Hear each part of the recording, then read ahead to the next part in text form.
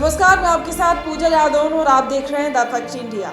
हम परिवार नियोजन में विश्वास करते हैं, लेकिन राजनीति में इसे नहीं अपनाते। गृह मंत्री अमित शाह ने 2024 के लोकसभा चुनाव से पहले ये बात यूं ही नहीं कही है। इसके बड़े मायने हैं। ऐसे समय में जब राम मंदिर की लहर से भाजपा ने माहौल बनाए रखा है, आत्मविश्वास चरम पर है। 400 पार का नारा बुलंद किया जा रहा है, प्रचार तंत्र भी एक्टिव है। प्रधानमंत्री नरेंद्र मोदी के रूप में लोकप्रिय और करिश्माई चेहरा मौजूद है, फिर भी भारतीय जनता पार्टी को छोटे दलों की इतनी जरूरत क्यों है? क्या मोदी और शाह के लक्ष्य में कुछ सीटें टेंशन पैदा कर रही है, या फिर पार्टी हाईकमान आम चुनाव से लेकर पूरी तरह आश्वस्त होने के लिए ऐसा कर रहा है? शाह ने कहा है कि भाजपा हमेशा नए सहयोगियों का स्वागत करती है और शिरोमणि अकाली दल के साथ बातचीत जारी है।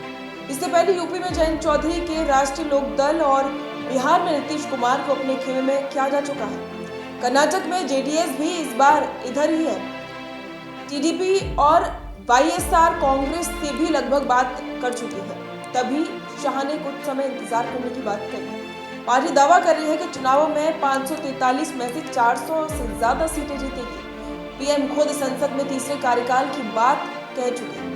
ऐसा कहा जा रहा है कि शायद पहली बार किसी प्रधानमंत्री ने चुनावों की घोषणा से पहले ही अगले 5 साल के एजेंडे को सामने रखा है। यह आत्मविश्वास है या फिर अति आत्मविश्वास, या अब तक वोटिंग का मूड न बनाने वाले वोटरों को प्रभावित करने के साथ इंडिया खेमे को परास्त करने की रणनीति। संसद से ऐसा कहना समान विचारधारा वाले विरोधियों को पीएम मोदी का गुपचुप आमंत्रण भी कह सकते हैं।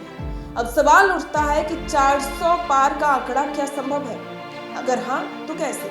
1984 में राजीव गांधी के समय कांग्रेस को 404 सीटें मिली थी। वो चुनाव इंदिरा गांधी की हत्या का सहानुभूति और गुस्से का रिएक्शन था। उस समय कांग्रेस कश्मीर से लेकर कन्याकुमारी तक, गुजरात से लेकर पूर्वोत्तर तक मजबूत थी।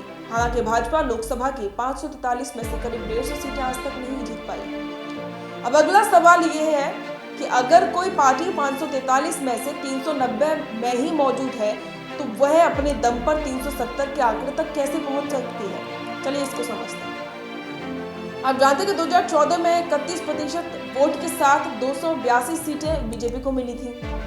2019 में भाजपा का वोट 6% बढ़ा और सीटें 21 बढ़ गई। चुनावी एक्सपर्ट की माने तो भाजपा का 5% वोट बढ़ता है तो वो 343 तक पहुंच सकती है। हाँ, अगर 370 सीटें चाहिए तो उसे 8 से 10% वोट बढ़ाने होंगे। इसके लिए उसे आंध्र प्रदेश की 25 और तमिलनाडु की 39 सीटों से भी गुड न्यूज हासिल करनी होगी। नहीं तो कम से कम खेमे में यहाँ के दलों को जोड़ना होगा। अयोध्या में राम मंदिर बनने के बाद हिंदी भाषी क्षेत्र को लेकर भाजपा का आत्मविश्वास शिखर पर दिखाई दे रहा है।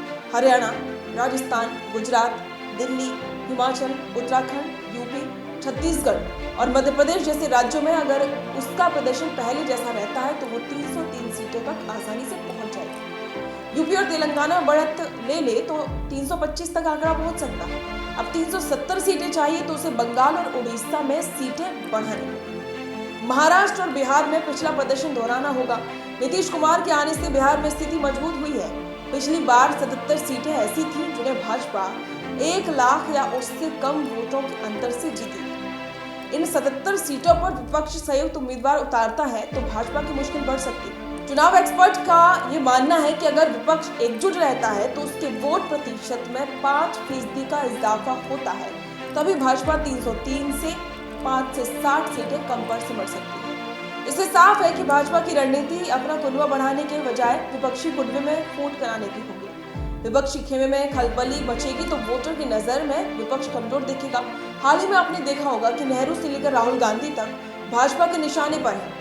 दूसरी तरफ भाजपा के नेता क्षेत्रीय दलों को अपनी तरफ खींच रहे हैं। वे चुनाव जीतने के लिए अपने तरकश के हर सियासी तीर का इस्तेमाल करना चाहते हैं। राम मंदिर बन गया, राष्ट्रवाद, करोड़ों लाभार्थी, पीएम मोदी की करिश्माई छवि के बावजूद भाजपा कोई जोखिम नहीं लेना चाहती। बंगाल में ममता तो पंजाब में केजरीवाल की अपनी अपनी लाइन बोल रहे हैं। बिहार में नीतीश कुमार का टूटना, यूपी में जयंत चौधरी का मोहभंग, ऐसे घटनाक्रम विपक्ष को कमजोर और एनडीए की पोजीशन को मजबूत करते हैं। शिरोमणि अकाली दल, टीडीपी जैसे दलों से अभी बात चल रही है। भाजपा लोकसभा चुनाव में अपनी जीत 400 के पार पहुंचाने के लिए ही विपक्षी खेमे को कमजोर करने में जुटी है। अब देखना होगा कि भारतीय जनता पार्टी की ये चाल कितनी कामयाब होती है। इस पर आपके विचार हमें कमेंट करके जरूर बताएं। बने रहें द फैक्ट इंडिया के साथ।